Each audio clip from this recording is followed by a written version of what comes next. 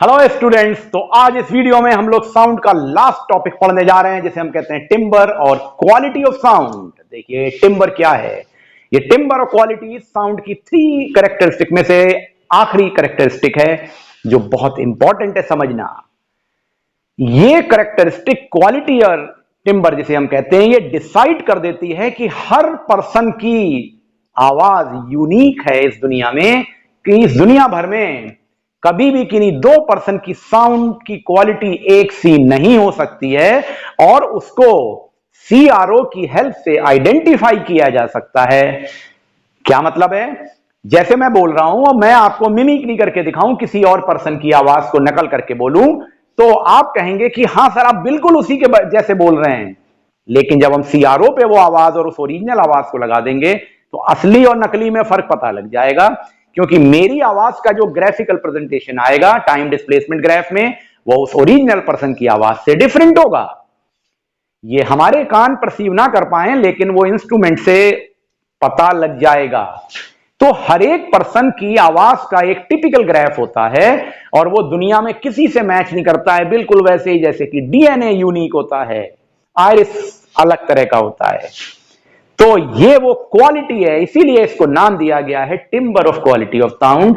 तो अगर 2 इंस्ट्रूमेंट से 2 अलग अलग इंस्ट्रूमेंट्स हैं उनसे साउंड्स प्रोड्यूस हो रही हैं और दोनों इंस्ट्रूमेंट से सेम एम्पलीट्यूड, ध्यान से समझिएगा, सेम एम्पलीट्यूड और सेम फ्रीक्वेंसी की साउंड प्रोड्यूस की जा रही है, कोई प्रॉब्लम नहीं है। यानी एक ही तरह का गाना 2 तरह के इंस्ट्रूमेंट से बजाया जा रहा है और लाउडनेस, फ्रीक्वेंसी लेवल यानी उसकी रिदमिक वैल्यू, सब कुछ नोट्स बिल्कुल एक सी हैं, लेकिन दोनों का ग्राफिकल प्रेजेंटेशन अलग अलग होगा, यानी उनकी क्वालिटी अलग अलग होगी, यानी कि दोनों का वेव फॉर्म अलग होगा।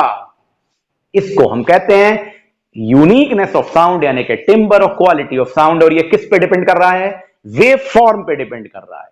तो देखिए, quality of the sound is that characteristic which distinguish the two sound of the same loudness, which distinguish the two sounds of same loudness and same pitch. Pitch भी सेम है, loudness भी same है, सुनाई हमको सही से दे रही है, एक सा सुनाई दे रही है, पिच सेम है क्योंकि, but emitted by the 2 different instruments because of the change in their waveform, यानी कि quality of the sound depends upon waveform। तो देखिए ये 2 इंस्ट्रूमेंट के थ्रू बनाया गया ग्राफ है, टाइम डिस्प्लेसमेंट ग्राफ। देखिए ये एम्पलीट्यूड है और ये फ्रीक्वेंसी है, दोनों चीजें इक्वल हैं, एम्पलीट्यूड भी और फ्रीक्वेंसी दोनों इक्वल बनाए गए हैं। लेकिन देखिए ये इसका कर्व की शेप देखिए आप, और ये ट्रायंगुलर पोजीशन देखिए, तो ये दोनों की शेप में फर्क है, ये इसका वेव फॉर्म है, this is the wave form and this is the wave form. तो ये वेव फॉर्म डिफरेंट है, इसलिए ये 2 अलग अलग इंस्ट्रूमेंट की आवाजें हैं और इस कैरेक्टरिस्टिक को कहते हैं क्वालिटी ऑफ साउंड।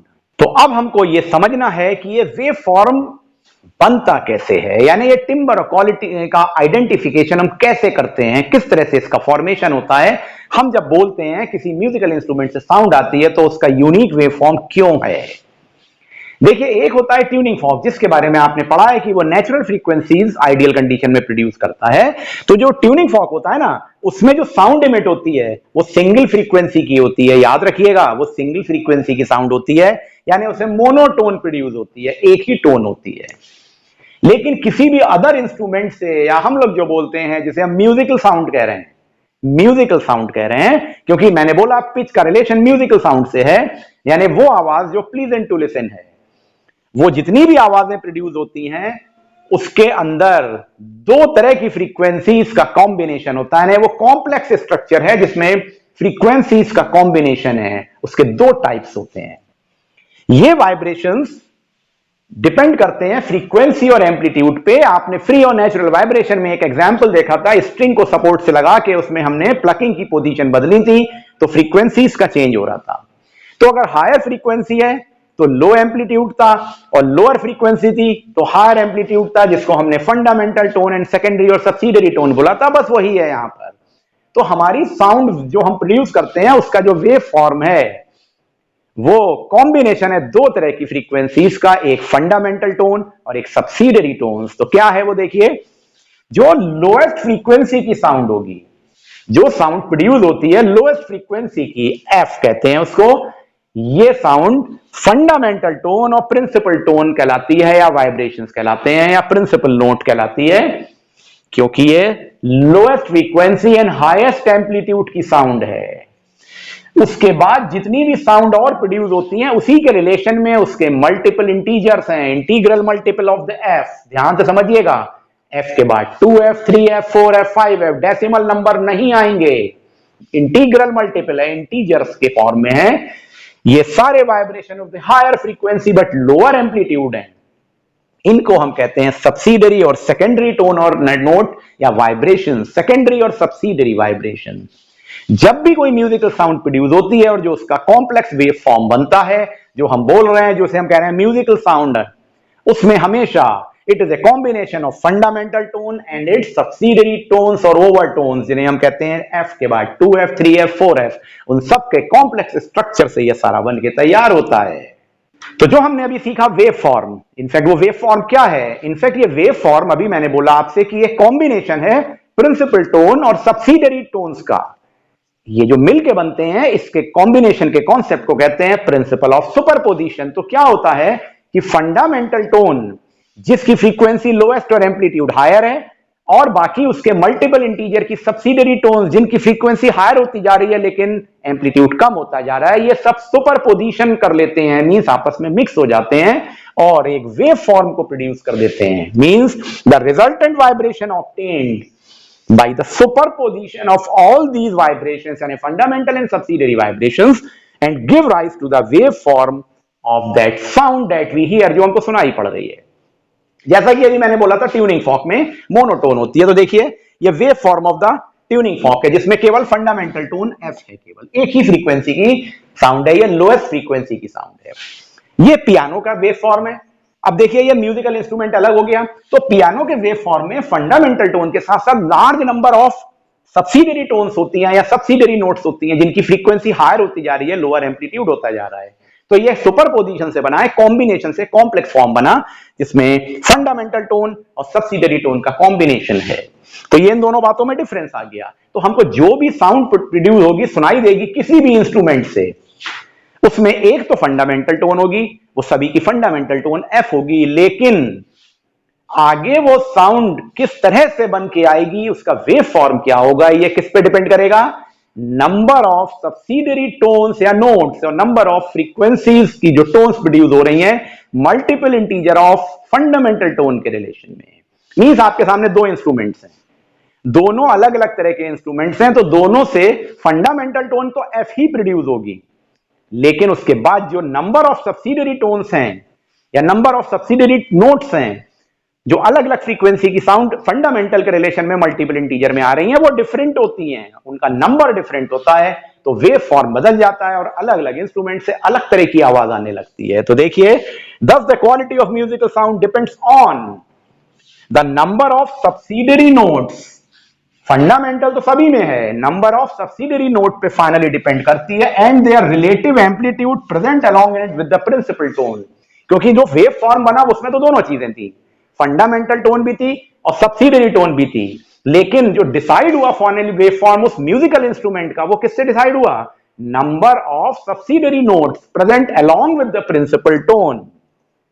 तो मींस ये हमको पता लग गया कि वेव फॉर्म के कंट्रीब्यूशन में ऑफ कोर्स फंडामेंटल टोन तो सभी में होगी, लेकिन फाइनल डिसीजन की वो म्यूजिकल इंस्ट्रूमेंट से किस तरह की आवाज आ रही है किस पे डिपेंड करेगा? नंबर ऑफ सब्सिडरी टोन्स पे डिपेंड करेगा, क्योंकि उसमें अलग अलग फ्रीक्वेंसी की साउंड्स आएंगी और वो सब मल्टीपल इंटीजर और फंडामेंटल टोन होंगी। Means different instrument produce different subsidiary notes, इसीलिए फंडामेंटल टोन सब में एक है लेकिन सब्सिडरी नोट्स अलग अलग होती हैं। तो आइए अब एक लास्ट पॉइंट पढ़ लेते हैं साउंड चैप्टर का, जिसे हम कहते हैं डिफरेंस बिटवीन म्यूजिकल टोन या म्यूजिकल साउंड एंड नॉइज। देखिए, एक होती है आवाज जो प्लीजेंट टू लिसन है और एक होता है शोर। क्या डिफरेंस है उसमें? सबसे पहले ग्राफिकल वे में देखें तो देख सकते हैं आप, म्यूजिकल साउंड का ग्राफ रेगुलर बन रहा है और पीरियोडिक वाइब्रेशंस के थ्रू आ रहा है, जिसमें एम्पलीट्यूड, फ्रीक्वेंसी, वेवलेंथ सबका एक रेगुलर पैटर्न है। लेकिन नॉइज में क्या होता है, शोर में क्या होता है? प्लीजेंट नहीं होती है सुनने में, सर में दर्द होने लगेगा, इररेगुलर लेवल होता है। तो देखिए, इररेगुलर वेव फॉर्म बन रहा है, यानी इसका वेव फॉर्म रेगुलर है, इसका वेव फॉर्म इररेगुलर है। This is pleasant to listen, smooth curve है, एक रेगुलर इंटरवल पे साउंड आ रही है और रेगुलर वेव फॉर्म दे रही है। ये अनप्लीजेंट टू लिसन है, ये हमारे कोऑर्डिनेशन को नहीं कर पा रही है ब्रेन के साथ में, इसलिए इसका ग्राफ जो आ रहा है, वो वेव फॉर्म जो आ रहा है, वो इररेगुलर शेप का आ रहा है। मींस यहां पे ये जो वाइब्रेशन प्रोड्यूस होते हैं, ये तभी प्रोड्यूस होते हैं जब हम पीरियोडिक वाइब्रेशंस दें। मतलब जब हम बोल रहे हैं, तो मैंने बोला, या कोई म्यूजिकल इंस्ट्रूमेंट बज रहा है, तो F, 2F, 3F, 4F, उसके मल्टीपल इंटीजर में साउंड की सब्सिडरी टोन्स आ रही हैं। यहां पे डेसिमल नंबर भी आ जा रहे हैं, मतलब F के बाद सीधे 5F आ गया, फिर 3.1F आ गया, यानी सब्सिडरी टोन्स का कोऑर्डिनेशन नहीं है प्रिंसिपल टोन के साथ, तो वो कहलाती है नॉइज।